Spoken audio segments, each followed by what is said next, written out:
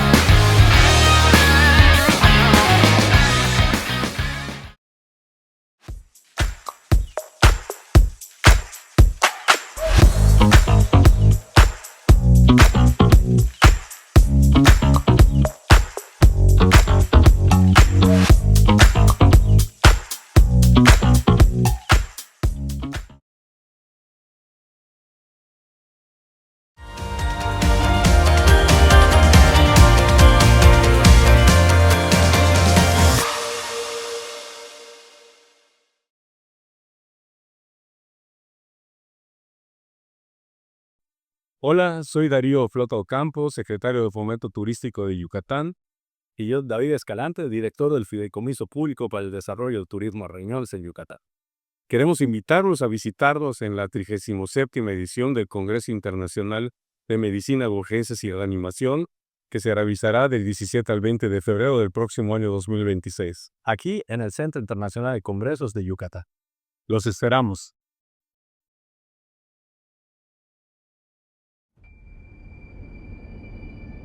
Yucatán y sus sublimes fuentes de agua, sagrado elemento de los mayas de ayer y de hoy y de siempre. Yucatán y sus pueblos tan parecidos, pero no iguales. Cada aroma, cada sabor y cada color se perciben de manera singular. Yucatán y nuestra calidad humana en cada rincón del estado. Yucatán y sus sitios arqueológicos, centinelas del tiempo y testigos de la grandeza de la civilización maya. Yucatán y sus verdes brillantes de la selva baja y de su planicie, de sus amarillos deslumbrantes de los atardeceres de su costa, y sus noches mágicas y estrelladas. Yucatán y Mérida, la ciudad blanca, su capital, que es multidiversa, que nunca ha dejado de ser cosmopolita y que en cada calle se amalgama pasado, presente y futuro. Yucatán, la tierra del Mayab, la de los escogidos, la tierra donde sonreímos y nos damos todo por los demás. En esta tierra expresamos nuestra empatía con un saludo sagrado, Inlakech, que significa yo soy otro tú, al que se contesta Halaken, que significa tú eres otro yo.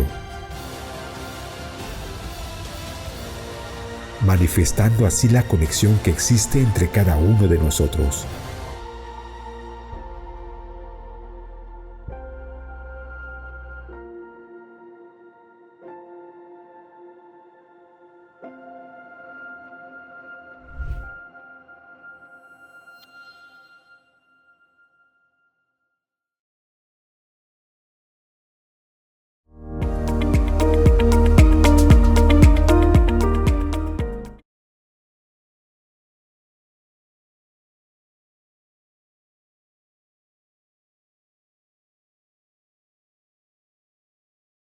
Buenas noches a todos. En primer lugar, quiero agradecer al doctor Gustavo López Orozco, presidente de la Sociedad Mexicana de Medicina de Emergencias, por apoyar al Comité de Enfermería en la realización de esta sesión mensual.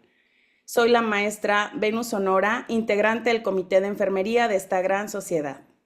Y esta noche me complace presentarles desde el país de Ecuador al maestro Jaime Enrique Castellanos Guevara, por tomarse el tiempo para compartir su valiosa experiencia con nosotros. Y bien, voy a hablarles un poquito sobre él.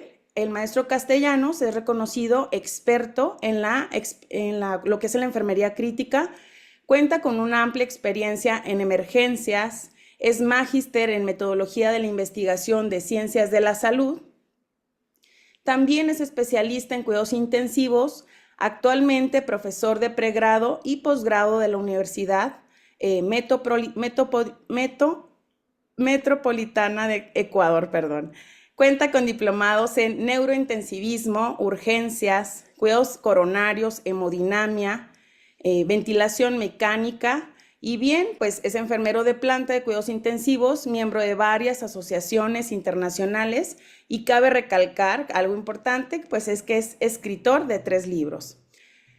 Y bien, en la sala de urgencias, la monitorización hemodinámica es fundamental para evaluar el estado cardiovascular del paciente y con ello pues guiar el tratamiento, lo que permite detectar tempranamente la hipoperfusión tisular que puede ser causada por diferentes factores. A su vez, pues nos permite identificar la necesidad de fluidoterapia, orientar el manejo de la hipovolemia y determinar la respuesta del paciente a nuestras intervenciones, lo que permite pues optimizar ese tratamiento. Por lo que hoy pues nos hablará sobre monitoreo hemodinámico en las salas de emergencia, un tema de gran importancia para el profesional de enfermería que se encuentra en estas salas de urgencias. Y bueno, estoy segura que esta presentación será muy enriquecedora. Sin más preámbulo, dejo la palabra al maestro Jaime para que comience su presentación. Bienvenidos a todos. Bueno, muy buenas tardes. Para mí un gran honor estar acá. Gracias por la invitación a la Asociación Mexicana de Medicina de Emergencias, su capítulo de enfermería. Qué bonito que incorporen a la Sociedad de Enfermería, al grupo de enfermeras que trabajan en las áreas de emergencia aéreas críticas para que se incorporen a la sociedad.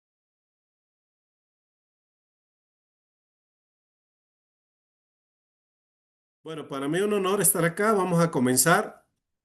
Generalmente hablar de monitoreo hemodinámico casi siempre nos lleva a la sala de terapia intensiva, porque es donde está la tecnología, donde tenemos el paciente intubado, donde tenemos el paciente complicado que ya ha pasado por la sala de emergencia, le han hecho el triaje, le han hecho la primera intervención que puede partir por el A, B, C, D, E, como todos conocemos, de acuerdo a la mnemotecnia, y nos llega a cuidados intensivos. Pero si nosotros empezamos a analizar cuándo comienza el análisis, cuándo comienza la anamnesis, cuándo el paciente empieza a presentar ciertos signos importantes, precoces, que se pueden detectar y manejar en la misma sala de emergencia, pudiéramos ayudar muchísimo en la evolución del paciente.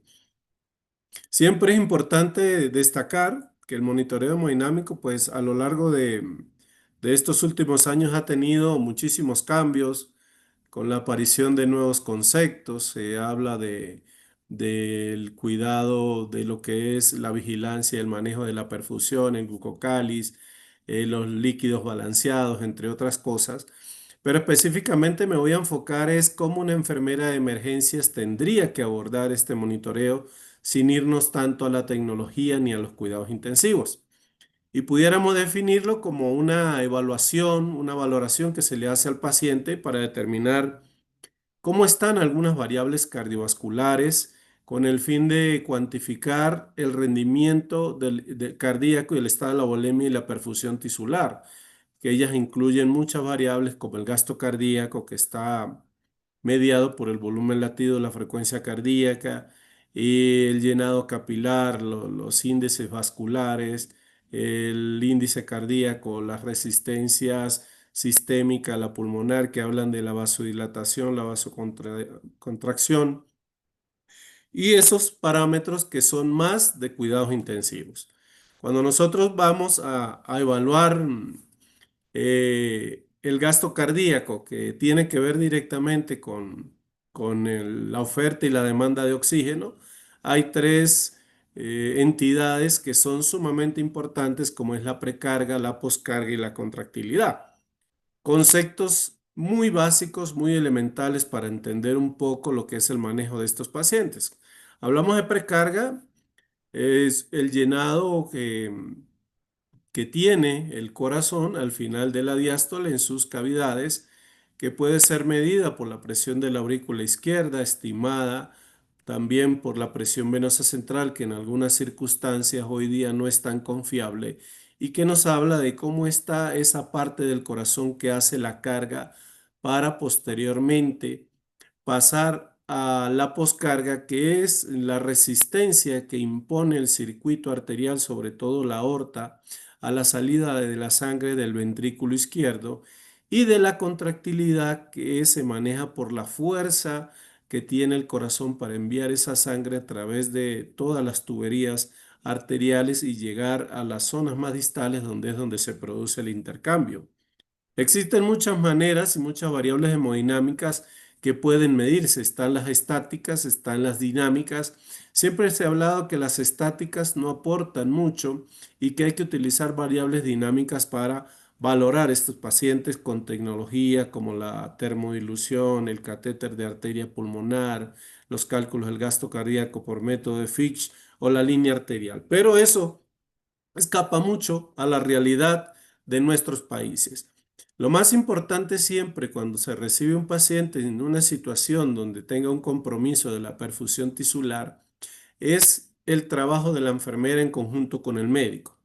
Pero vamos hacia la enfermera, que es la que hace esa primera valoración inicial cuando toma los signos vitales, la presión arterial, la frecuencia cardíaca, la temperatura, la respiración, la oximetría de pulso, cuando ya coloca esos primeros electrodos al paciente, cuando hace el acceso intravenoso o en algunos casos intraóseo. Asimismo, un segundo contacto cuando empieza a tomar los datos del paciente, investiga su historia de alergia, los antecedentes, el examen físico, hace la conciliación de medicamentos, que es tan importante saber qué viene tomando el paciente, por qué lo viene tomando, cómo lo toma, a qué dosis y qué efectos se está obteniendo, y sobre todo el consentimiento informado que debe firmar y autorizar para todos los procedimientos que le serán realizados dentro del hospital. Adicional, la enfermera también se encarga de la toma de muestras, como por ejemplo de los gases arteriales, que van a brindar información sumamente valiosa. Puede hacer el electrocardiograma, preparar al paciente para la fase preoperatoria, para alguna instrumentación de la colocación de algún catéter, de algún tipo de procedimiento invasivo que se haga en emergencias. La instrumentación, prepara la medicación, la coloca, la conoce, aplica los correctos, adecuados, y adicional a eso asiste al médico. Lo que quiere decir que tiene una oportunidad maravillosa para hacer una evaluación, digamos, de lo macro a lo micro en estos pacientes. Y como ya es conocido, hay aspectos importantes que se evalúan, y son las famosas 4 ventanas, donde podemos ya precozmente determinar que un paciente que tenga una alteración neurológica, que esté confuso, que esté irritable, aunado a eso, que tenga un llenado capilar lento, que tenga la piel moteada, la sudoración, la diaforesis, la palidez cutánea, y para cuando nos llegan los resultados de gasometría, vemos que hay algún estado de acidosis, o el paciente tiene una lactatemia o el lactato arriba de 2 o de 2.2 milimol por litro, tiene que llamarnos muchísimo la atención. Y más aún cuando el paciente tiene un volumen urinario o un gasto urinario por debajo de 0,5 cc por kilo por hora, que aparentemente hoy día que se constituye como el signo más precoz de que el paciente, posiblemente de mantenerse orinando menos de esa cantidad, a largo plazo, cuando ya fallen los mecanismos compensadores, el paciente puede caer en lo que llamamos shock hipovolémico. Hay algunos parámetros, como ya vimos, aparte de las ventanas del paciente en shock, entonces tenemos que evaluar también que va a caer la presión arterial media por debajo de 65 milímetros de mercurio, posiblemente la sistólica por debajo de 90 y los otros elementos que ya habíamos tocado anteriormente. Algo interesante es que en este momento pues no tenemos todo ese tipo de tecnología que nos pudiera permitir detectar, medir, digamos, una perfusión desde el punto de vista más intenso, el transporte, la extracción, el consumo, el chon. En este caso, la enfermera de urgencias con una preparación un poco diferente a la enfermera de cuidados intensivos, ya de notar cambios o en los signos vitales, debería hacerse algunas preguntas, como por ejemplo en esta imagen vemos un paciente que ya está hipotenso, un poco taquicárdico, y la temperatura está rondando los límites. Entonces, su primera pregunta sería, ¿por qué este paciente está hipotenso? Y siempre que tengamos un paciente hipotenso, vamos a hacernos algunas preguntas interesantes. ¿Es volumen? Es decir, hipovolemia. ¿Es ritmo? Un ritmo irregular, regular, rápido, lento, que esté comprometiendo la presión. ¿Es bomba? Como sería, por ejemplo, en un paciente con una falla cardíaca importante, insuficiencia cardíaca, infarto agudo miocardio, entre otros. Es efecto secundario de algún medicamento, porque por ejemplo un medicamento beta bloqueante pudiera producir una hipotensión arterial, entre otros, o es una hipotensión que está compensada y no deberíamos preocuparnos porque el paciente está consciente, orientado, no tiene ningún tipo de ventana comprometida. Entonces siempre partimos de ahí. ¿Y por qué es importante? Porque si identificamos que hay una deshidratación y que pudiera complicarse, el paciente puede llegar a un shock hipovolémico. Si es ritmo, es una arritmia que hay que tratar. Si es bomba, evidentemente que hay que manejarlo con inotrópicos como la dobutamina o vasopresores como la norepinefrina para levantar esa presión porque va a ser un paciente que mal va a tolerar los volúmenes de líquido que se le pasen rápidamente. Adicional, en estos pacientes en la sala de emergencia podemos evaluar otros aspectos y es que cuando el paciente nos llega con alteraciones del ritmo, tenemos que ver qué tipo de ritmo tiene. Entonces, un enfermero de emergencias tiene que tener la capacidad y de saber que, por ejemplo, un ritmo rápido que carece de onda P con QRS angosto, que puede ser paroxístico o no paroxístico, lo va a catalogar como una taquicardia auricular. Asimismo, la arritmia más común y frecuente, por ejemplo, en los pacientes hospitalizados en cuidados intensivos es la fibrilación auricular, que cuando suele ser crónica no debe recibir tratamiento agudo para tratar de revertirla, por ejemplo, con cardioversión sincronizada o darle algunos antiarrítmicos como la miodarona. Esta se trata siempre y cuando sea aguda.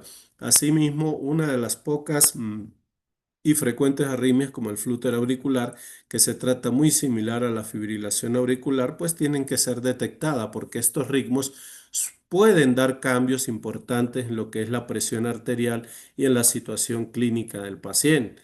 Aunado a eso, también podemos tener otros ritmos que pueden comprometer el gasto cardíaco y orientar o desorientar el tratamiento. Por ejemplo, tenemos la taquicardia ventricular con pulso, que es un ritmo con QRS ancho, rápido, ¿sí? Para arriba de 100 latidos por minuto, que posiblemente pueda ser tratada en forma agresiva o aguda con adenosina, dependiendo el criterio médico. Las bradicardias sintomáticas, desde la sinusal, pasando por primer grado, bloqueo tipo 2.1, tipo 2.2 y el bloqueo de tercer grado, que es el peor que puede tener el paciente. Si esto conduce a una hipoperfusión y a un estado de shock, posiblemente la causa sea el ritmo y hay que prestarle bastante atención. Asimismo, podemos encontrar pacientes que, de no detectarse rápidamente en sus trazos electrocardiográficos, cambios para, por ejemplo, síndrome coronario agudo, tenemos que tener en cuenta que también los pacientes que no solo tienen supradesnivel o infradesnivel pueden tener un electrocardiograma normal, pero las troponinas, sobre todo las ultrasensibles, van a decirnos si hay elevación de los marcadores de daño miocardio y se va a catalogar como un infarto al miocardio, que es un potencial paciente a hacer lo que es un shock cardiogénico. Por otro lado, la enfermera, cuando toma los signos vitales, cuando está muy cerca del paciente, tiene la oportunidad de identificar algunos signos clínicos de infección que pudieran denotar un estado séptico en el paciente, como tiene fiebre, no tiene fiebre. El sentido de la olfacción, más allá de la inspección, la palpación y las otras técnicas del examen físico constituyen algo importante, porque una enfermera con un olfato bien educado puede decir: este paciente huele a bacteremia, huele a pseudomonas, huele a cetoacidosis, y algo muy importante es, digamos, uno de los sentidos que hemos logrado desarrollar a lo largo de los años que hemos estado con los pacientes. Revisar la biometría para ver cómo están la cuenta blanca, cómo están los neutrófilos, y detectar en el examen físico si el paciente tiene también por manifestación, inflamación, dolor, cambios en la coloración, edema, si tiene disnea que pudiera hacernos sospechar de una sepsis de punto de partida respiratoria, disuria, piuria en el caso de la orina, o secreción purulenta de alguna herida. Todo eso ya empieza y se constituye, digamos, en algunas banderas amarillas que nos hablan de que posiblemente también sea un candidato futuro de un shock séptico. Y en estos pacientes, la escala de Mutin o la valoración del moteado suele ser algo sumamente importante, porque nos debe alarmar mucho cuando el paciente está por una escala arriba de 3 puntos, donde evidentemente en la medida en que progresa esa hipoperfusión, también está progresando, digamos, la bacteria sistémicamente, y nos habla de un peor pronóstico en los pacientes. Algo sumamente sencillo: recientemente se habían publicado algunos trabajos donde habían participado países de Sudamérica como Chile, Brasil, e incluso Ecuador estaba por allí con una pequeña muestra. Era la terapia de resucitación dirigida por llenado capilar. Y es que el llenado capilar es algo que es un procedimiento a la cabecera del paciente que se detecta en una forma rápida, es confiable y esperamos que sea menor a 3 segundos. Y quizás lo que tenemos que educar a nuestras enfermeras es cómo hacerlo, que tenemos que esperar 10 segundos haciendo presión, que puede ser en este caso, un portaobjetos, o puede ser hasta con un esfero, haciendo presión por 10 segundos, revisando el tiempo y observando que la coloración normal y la perfusión vuelven en menos de 3 segundos. Esto simplemente es sumamente barato, bueno, y lo tenemos a disponibilidad. Hay aplicaciones incluso que pueden ver por el QR que tienen en pantalla, donde si tienen alguna duda para estudiantes, para esos chicos que recién inician en la sala de emergencias, pueden servirles para que comprendan un poco más lo del llenado capilar. Adicional, cuando llega el examen de laboratorio, el enfermero recibe los resultados y puede comunicar rápidamente al médico encargado del área o al asignado al paciente de que el lactato está por arriba de 2.2, y esto es un marcador de que posiblemente la resucitación esté quedándose corta, necesite más oxigenación, más transporte, más fluidos. Sin embargo, la literatura dice que el lactato es el humo y no es el fuego. No se corrige tan rápido, es un poco tardío para dar la información sobre situaciones de shock reales del paciente. Y allí mismo en la emergencia todavía no hemos hablado de alta tecnología. Pudiéramos obtener simultáneamente una gasometría venosa y una gasometría arterial, sacar el delta de CO2, que es un excelente marcador para establecer el pronóstico a corto plazo de este paciente. Entonces, los pacientes que tienen más de 6 milímetros de mercurio de diferencia, al hacer esta resta, que es restar la presión venosa de CO2 menos la presión arterial de CO2 de los gases, tienen mayor mortalidad que los que tienen menos de 6 milímetros de mercurio. Posteriormente, el enfermero, pues ya una vez que hace estas evaluaciones rápidas a la cabecera del paciente con datos objetivos, va a determinar el tipo de shock que tiene el paciente, identificando que el hipovolémico puede producirse por pérdidas de volumen, específicamente de la sangre, sobre todo en pacientes con trauma, pero también niños o pacientes ya de tercera edad con estados diarreicos pueden también caer en hipovolemia y producir shock hipovolémico. El cardiogénico siempre lo va a definir la falla de bomba y está caracterizado porque posiblemente el paciente haya tenido un antecedente de una miocarditis, una miocardiopatía o un infarto al miocardio. Las arritmias graves, por ejemplo, con QRS ancho y bloqueos de tercer grado complicado, pueden definir un paciente por shock cardiogénico. Cuando es obstructivo, pues eso va a depender mucho de si hay un tromboembolismo pulmonar, neumotorax a tensión, un taponamiento, entre otros. Y el distributivo es uno de los shocks más comunes porque abarca a los pacientes que tienen sepsis o han tenido alguna situación de anafilaxia o tienen un trauma raquimedular. Allí mismo en la emergencia no hay otra cosa, lo que siempre hay es un equipo de ecografía y el médico mejor entrenado, con mayor experiencia en la cabecera de la cama, puede hacer un examen para determinar en forma escalonada la hemodinamia de los pacientes, midiendo cómo está el diámetro de la vena cava, la congestión venosa, cómo va a evaluar las presiones sistémicas, la presión de la arteria pulmonar, cómo está la presión de la aurícula izquierda, que equivale a la presión de oclusión pulmonar, o la cuña, que nos habla de lo que es la precarga de la aurícula izquierda y el lado izquierdo del corazón. Puede determinar y estimar el gasto cardíaco y también hallazgos pulmonares adicionales, lo que quiere decir que sin invadir todavía al paciente, ecocardiográficamente se puede hacer una buena clasificación y una buena determinación de la hemodinamia del paciente. Y aunado a eso, cuando con el eco se logra clasificar el tipo de shock, sobre todo el tipo de shock séptico, se van a clasificar los pacientes en varios estadios. Un paciente que no tenga disfunción ni ventrículo izquierdo ni ventrículo derecho, que esté bien resucitado, generalmente es un paciente que va a responder y posiblemente sea rescatado y no siga la ruta hacia cuidados intensivos. Un paciente con difusión del ventrículo izquierdo que sí es bastante grave, porque posiblemente este paciente vaya a ser insuficiencia cardíaca, vaya a requerir mayor medicación inotrópica y vasopresores que lo habitual. El paciente que tiene hipercinesia, que va a estar en lo que conocemos como un shock hiperdinámico. El paciente que tiene falla ventricular derecha, donde vamos a tener que lidiar, o el médico va a tener que lidiar con todo lo que es el circuito derecho, la presión portal, la congestión del lado derecho, que evidentemente también va a comprometer a la final al izquierdo. Y luego están los pacientes que han sido reanimados, pero todavía siguen hipovolémicos o mal resucitados, que también con la ecografía se puede hacer toda esta tipificación.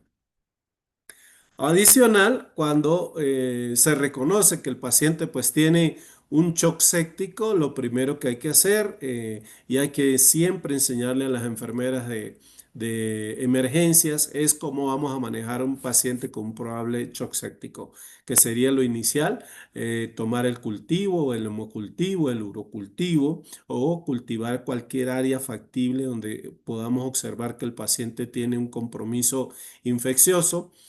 Colocar el antibiótico que se tenga normado, que puede ser un betalactámico, ¿verdad? Una cefalosporina. Luego de colocar el antibiótico empieza la infusión de volumen. La infusión de volumen va seguida de la lectura de la presión venosa central en pacientes que no tengan compromiso cardiovascular.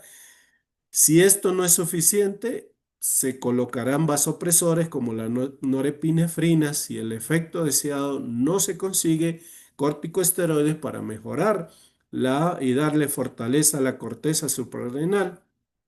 Cuando cae la saturación por debajo del 70%, posiblemente se beneficia el paciente de pasarle concentrado globular para mejorar el hematocrito arriba de 30%, el uso de inotrópicos como la dobutamina para mantener una presión media arriba de 65 milímetros de mercurio con una saturación de 90% que más o menos garantiza cerca de un 75-80 milímetros de mercurio de presión arterial de oxígeno y una diuresis arriba de 0,5 cc hora.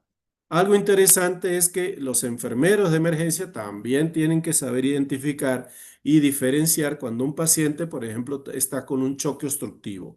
Tiene hemotoras, tiene neumotora o tiene taponamiento.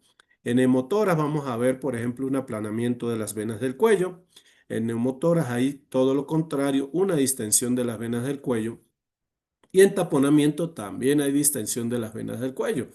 Estos pacientes, el de hemotoras va a estar disneico, el de neumotoras también va a estar disneico y el de taponamiento posiblemente en la parte respiratoria no tenga compromiso. Todos van a estar con hipotensión y algo en particular, un paciente con taponamiento cardíaco generalmente hace un QRS muy angosto y hace taquicardias sinusales cercanas a 130, 140 latidos por minuto. En los tres casos, la radiología de tórax o incluso el equipo de ecografía al pie de la cama con un veterano imagenólogo pueden detectar los tres problemas y darle solución. Y generalmente cuando esto se soluciona precozmente en la emergencia, este paciente no llega a mantenerse en shock y no va a requerir uso de vasopresores en la sala de cuidados intensivos. El otro paciente es el quizás el más difícil de manejar, el que está congestivo, el que está diaforético, el que a pesar de que tenga mucosas húmedas puede estar deshidratado, pero tiene una falla cardíaca importante. Entonces siempre es importante aplicar la mnemotecnia del A, B, C, D, E, enseñarse a la enfermera a tener el equipo de ventilación no invasiva a la mano, la máscara de CPAP. Olvidarnos de que si el paciente se decide colocarlo o intubarlo, se va a usar, por ejemplo, benzodiazepinas como el midazolam para intubarlo. Siempre se recomiendan, son medicamentos como la ketamina o el etomidato, que son inductores del sueño, de la sedación, pero no producen efecto hemodinámico importante. Siempre hay que evitar intubar a un paciente con insuficiencia cardíaca, con shock cardiogénico, porque ya de por sí la ventilación mecánica por ser a presión positiva le va a disminuir el retorno venoso, le va a modificar todas las estructuras de presiones de las cuatro cavidades y el pronóstico va a empeorar. Entonces hay que agotar en la medida de lo posible la ventilación no invasiva con un monitoreo de la presión positiva continua al final de la expiración y posiblemente el uso de cánula de alto flujo. Estos pacientes también requieren acceso vascular rápido y se les da norepinefrina en primera instancia con dobutamina en segunda como para la parte inotrópica y en caso de que no funcione la infusión con norepinefrina, posiblemente ayudarla con una dosis adicional de vasopresina o en su defecto la epinefrina en infusión, pero esta es muy taquicardizante y consume mucho oxígeno, hay que tener muchísimo cuidado. Estos pacientes son los más complicados de manejar, en ellos muchas veces se restringen los líquidos, se restringe la sal, pero hay oportunidades que de acuerdo a lo que dice el equipo de ecosonografía o cuando el gasto urinario está muy disminuido, cuando el paciente empieza a tener niveles altos de polidixia, pues sí requieren cargas pequeñas de líquido que no le van a hacer más daño de lo necesario. Importante en estos casos es que si identificamos un paciente hipovolémico que no tiene ninguno de los shocks anteriores, hay que evaluar la respuesta posible a los líquidos y algunos test validados como son la variación del volumen sistólico, el BBS, que se impuso hace unos años con el monitor Vigileo, que ese sí lo teníamos en las emergencias y nos sirvió muchísimo para hacer manejo hemodinámico. Posteriormente apareció la BPP, que es la variación de la presión del pulso.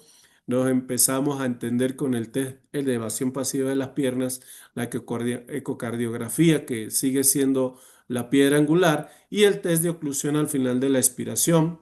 Asimismo, el pequeño reto de líquidos y el reto de líquidos habitual. Sin embargo, si el paciente tiene arritmias y no está intubado, medir estos parámetros es bastante complicado porque eso va a hacer imposible la evaluación óptima de la respuesta a los fluidos. Entonces, si el paciente está en ventilación espontánea, no es posible. Si el paciente está intubado, debe estar en volumen control o presión control o en un modo controlado, pero generalmente estos pacientes ya son de manejo de cuidados intensivos. Cuando nosotros revisamos cómo se hacen las pruebas pasivas de las piernas, encontramos el siguiente video. Es un método sencillo que ha resultado ser un buen indicador de la respuesta al volumen, pudiendo determinar qué pacientes con fracaso circulatorio son precarga dependientes. La base de esta maniobra reside en que al levantar de forma pasiva las piernas a 45 grados del plano de la cama durante al menos un minuto, esto equivaldría a una carga de volumen de unos 300 mililitros por el paso de sangre de los miembros inferiores y del compartimento abdominal a través del compartimento intratorácico. La maniobra de elevación. Eso se ha establecido desde hace tiempo para más predecir si es un paciente respondedor o no respondedor. Evidentemente, un paciente no respondedor hay que pasar automáticamente a la infusión de vasopresores e inotrópicos.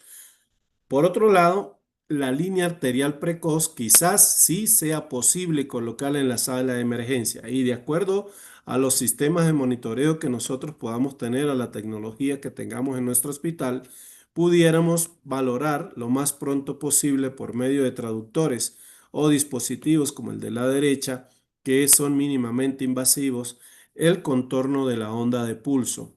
Y al analizar la onda de contorno de pulso se pueden obtener parámetros a la cabecera de la cama del paciente mínimamente invasivos que nos pueden dar bastante información, como por ejemplo el volumen de variabilidad sistólica, la variación de la presión del pulso, el índice cardíaco, el gasto cardíaco, la resistencia vascular sistémica, la resistencia vascular pulmonar. Ahí vemos cómo se ha obtenido la onda de presión arterial, que la puede tomar un profesional de enfermería, conectarla a un sistema de este tipo mínimamente invasivo y obtener los valores hemodinámicos desde la emergencia, pasando por quirófano y llegando a la unidad de cuidados intensivos.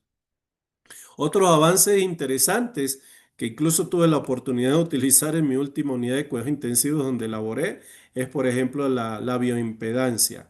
La bioimpedancia eléctrica maneja una serie de electrodos que se colocan a nivel de la caja torácica y la región tóraco-abdominal, donde esos sensores permiten que la transmisión de los impulsos cardíacos y musculares los analiza mediante un algoritmo y en un paciente también que esté totalmente tranquilo, sedado, que no tenga mucha movilización, por ejemplo, también requiere ventilación mecánica, puede determinar el volumen latido y a partir del volumen latido y la frecuencia cardíaca empezar a calcular otras variables hemodinámicas que son muy similares a las que se miden con el contorno de pulso. También se puede hacer la elevación pasiva de las piernas para determinar la necesidad o no o la respuesta o no de fluidos. Medir la precarga, medir la poscarga y medir la contractilidad. Acá, por ejemplo, tenemos un monitor de esta casa medical que nos marca el índice cardíaco, el volumen de variabilidad sistólica, el gasto cardíaco. Acá tenemos la frecuencia cardíaca, tenemos la resistencia y tenemos el suministro de oxígeno. Asimismo, uno de los métodos quizás un poco más exactos que los anteriores lo constituye la ecografía transesofágica. Y cuando ya se lleva esto al área de que una sonda que se puede insertar en la cabecera del paciente, a la cabecera del paciente que esté conectado a ventilación mecánica, que esté sedado, esa sonda puede permitir hacer una ecografía transtorácica, transesofágica continua que va a aportar información mediante un monitor con las mismas variables hemodinámicas que cualquier otro monitor como la termodilución. Fíjese que esta sonda se inserta por el esófago directamente, va a obtener toda la información del corazón, la vamos a transmitir a un monitor y en ese monitor vamos a obtener las variables hemodinámicas iguales que los sistemas de contorno de pulso. Y lo más importante es que adicional a reconocer los signos de shock, adicional a hacer la evaluación de los posibles, digamos, efectos que produce estar deshidratado, tener un proceso infeccioso o tener un problema obstructivo, una falla cardíaca, es que en determinado momento, cuando el paciente ya pasó el examen o la prueba de líquido, el reto de líquido, el mini Chandler o el Chandler completo, va necesariamente a necesitar vasopresores. Y la enfermera pues tiene que saber calcular también las dosis de los vasopresores. Si el médico le dice, vamos a poner, por ejemplo, 0,025 o 0,075 microgramos kilo minuto de norepinefrina, saber que si multiplica la dosis por el peso por 60 y divide entre la concentración de los microgramos por ml, puede calcular a qué velocidad va la bomba de infusión.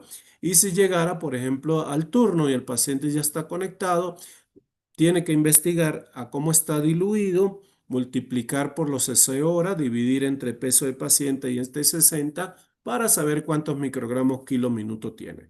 La vasopresina con la norepinefrina siempre van de la mano porque la vasopresina produce un sinergismo y facilita o mejora los resultados de la norepinefrina. La enfermera también debe saber que la estabilidad de estos medicamentos es superior en la solución de Strossal 5% que en el cloruro. Tiene mayor estabilidad la molécula. Adicional, cuando ya la norepinefrina alcanza los 2 microgramos kilo o incluso en algunos sitios pueden usar 4 o 5 microgramos, es hora de que vaya pensando en otro vasopresor y en este caso la epinefrina, la más conocida de toda la medicina como catecolamina endógena de resucitación, pasa a ser una alternativa interesante. Si se utilizan inotrópicos, siempre la reina sigue siendo la dobutamina. La fenilefrina es un vasopresor que vamos a utilizar en caso, por ejemplo, de que el paciente recibió anestésicos y sigue hipotenso después de salir del quirófano. La dopamina se va a utilizar también. Hay que enseñar y educar a las enfermeras que es un medicamento hoy día exclusivo para hipotensiones con bradicardia. Es decir, que un paciente que tenga falla cardíaca, que tenga bloqueo, que no levante la presión, no es candidato a norepinefrina, porque la norepinefrina es un estimulante beta y la dopamina es un estimulante, perdón, la norepi es un estimulante alfa y la dopamina es beta estimulante, mucho más efectivo para levantar la frecuencia cardíaca y como efecto secundario conseguir una mejor presión arterial. La terlipresina es un precursor de la vasopresina que también se está utilizando en algunos de nuestros países. Sé que en México la utilizan, en Brasil, en Chile, en Colombia. Los franceses están desarrollando y ya está en ampollas la angiotensina 2 que va a quizás a ser uno de los medicamentos que va a revolucionar el tratamiento del shock. Lo esperamos con muchas ansias y los estudios con el azul de metileno que suele llamarse el metaraminol, siguen en laboratorio. Pero la angiotensina posiblemente los próximos 3 años ya esté en el mercado disponible para manejar shock refractario y nos va a ayudar muchísimo en estos pacientes.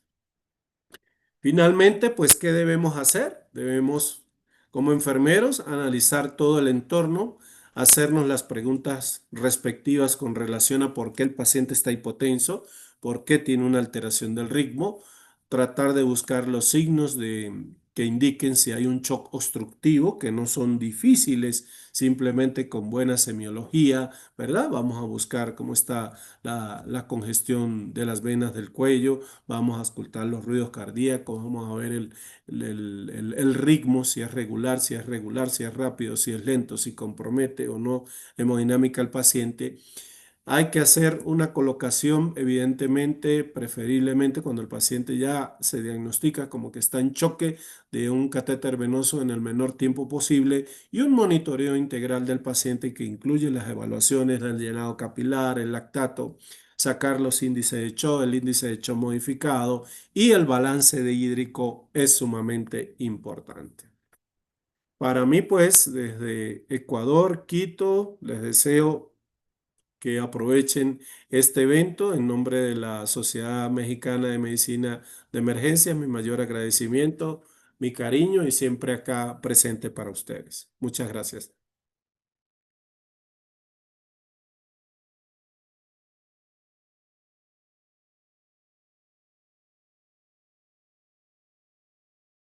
Gracias, una gran experiencia poder escucharlo y poderlo llevar esta información a nuestras unidades de urgencias.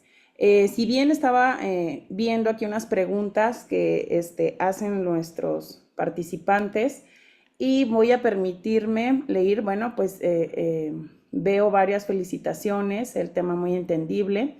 Y bueno, una de las preguntas que sale aquí en el chat es: tomando en cuenta lo presentado, ¿cuál cree usted es el rol más importante de la enfermería de emergencias? Bueno, en estos pacientes, evidentemente, tener una buena experticia. Yo siempre suelo decirle a los estudiantes que nosotros somos como detectives, que hay señales, hay signos, hay síntomas que el paciente manifiesta, hay otros que nosotros observamos y de ellos aprendemos a identificarlos en forma muy precoz. A veces no da tiempo a realizar el examen correcto, a veces no da tiempo a la lectura del examen de laboratorio, a veces la sangre no llega porque no hay el grupo sanguíneo. Entonces yo pienso que hay una serie de herramientas o un abanico de oportunidades en otras decisiones que se pueden tomar de acuerdo a la experticia de la enfermera.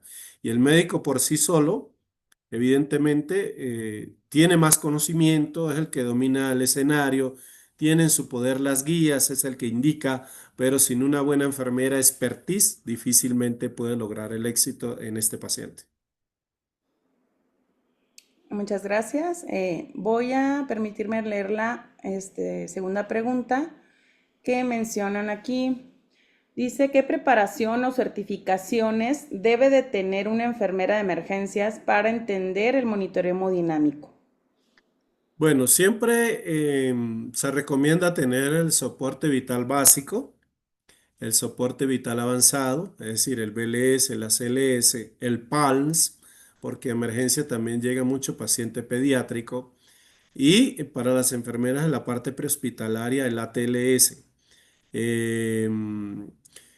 Pero lo más importante es que hayan políticas de la misma coordinación de enfermería, la coordinación docente, de la jefatura de emergencias, donde se expongan mensualmente casos clínicos, se analicen las guías, se discutan, porque los hospitales suelen ser nuestra segunda casa, donde más tiempo pasamos, donde más tiempo laboramos. Nos conocemos casi todos, entonces cuando tenemos la máquina bien aceitada, bien coordinada, como un equipo de PIPs que va a cambiar las llantas, el motor, el alerón de un carro de Fórmula 1, los tiempos rinden y los resultados son mejores. Gracias, maestro, por sus respuestas. Continuamos con esta sesión de preguntas y respuestas y también nos mencionan aquí cómo se debe hacer una identificación precoz del shock. Creo que toda esta charla nos dio a esto, ¿verdad? Pero bueno, vamos a permitirnos que nos conteste esta pregunta. Sí, fíjense que una de las primeras imágenes que colocamos eran las ventanas. Las ventanas hay que tenerlas abiertas, hay que mirar a través de ellas. Y cuando uno mira a través de la ventana, puede ver un paisaje muy agradable, un paisaje no complejo. Pero cuando hay una alteración mental, cuando hay una alteración en el lactato, en el índice de shock, en el llenado capilar, cuando tienes una piel moteada, hay diaforesis, un llenado capilar lento, cuando el gasto urinario cae por debajo de 0,5 cc kilo hora, no he hecho digamos, no he aplicado ninguna tecnología, sino solamente estoy analizando los datos. No tengo el volume view, no tengo el vigileo, no tengo el pico. Eso es terapia intensiva. Nosotros estamos en la emergencia, un entorno muy diferente donde se clasifica y se evalúa el paciente muy detenidamente. Por lo tanto, si veo a través de esas ventanas que el panorama avisora que viene un huracán, debo prepararme para él. Creo que lo que nos acaba de mencionar, va encaminado con una de estas preguntas que también nos hacen, que es cuál es la clave del éxito de nuestras intervenciones. Entonces, creo que esto está más que contestado, ¿no? Es el que nosotros podamos observar, ¿verdad? Siempre nuestros ojos son los que van a ver todo a través principalmente y estar haciendo este juicio clínico siempre, que es algo que desarrollamos los enfermeros en cuestión de minutos, en cuestión de segundos, ¿no? Porque sabemos que estas horas en las áreas de choque, en las áreas de emergencias, son minutos que valen oro, ¿verdad? Entonces, por lo que veo, ven que el tema muy bien explicado, tenemos bastantes felicitaciones, saludos desde acá de México, y bueno, pues creo que hasta aquí, maestro, me permite ahora sí que terminar con esta sesión. Agradecemos infinitamente su participación. Haremos llegar la constancia de participación a su correo electrónico. Y bien, pues a todos los que esta noche nos acompañan, muchas gracias por estar presentes, por su permanencia, e invitamos también pues a que se afilien a esta Sociedad Mexicana de Medicina de Emergencias. Enfermeros, únanse al capítulo de enfermería. Tenemos grandes temas, participaciones y también algo importante, pues que estaremos viéndonos en persona para el CIMU 2026. Si bien pues vamos a estar lanzando toda esta información y el que ustedes estén afiliados, pues claro que van a tener beneficios, ¿no? Para poder asistir a este congreso. De igual manera, pues queda todo por mi parte. Nuevamente agradecemos a la Sociedad Mexicana de Medicina de Emergencias, a todo el comité que hace posible esto. Muchas gracias y que pasen una excelente noche. Gracias, maestro. Hasta pronto.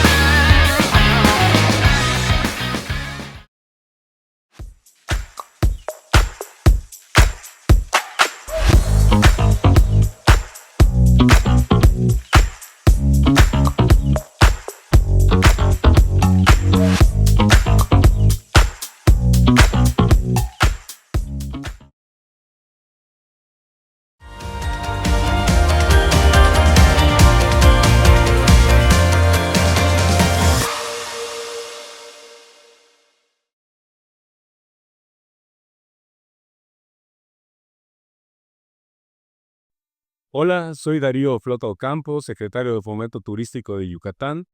Y yo, David Escalante, director del Fideicomiso Público para el Desarrollo del Turismo Reñoles en Yucatán. Queremos invitarlos a visitarnos en la 37ª edición del Congreso Internacional de Medicina de Urgencias y Reanimación, que se realizará del 17 al 20 de febrero del próximo año 2026. Aquí en el Centro Internacional de Congresos de Yucatán. Los esperamos.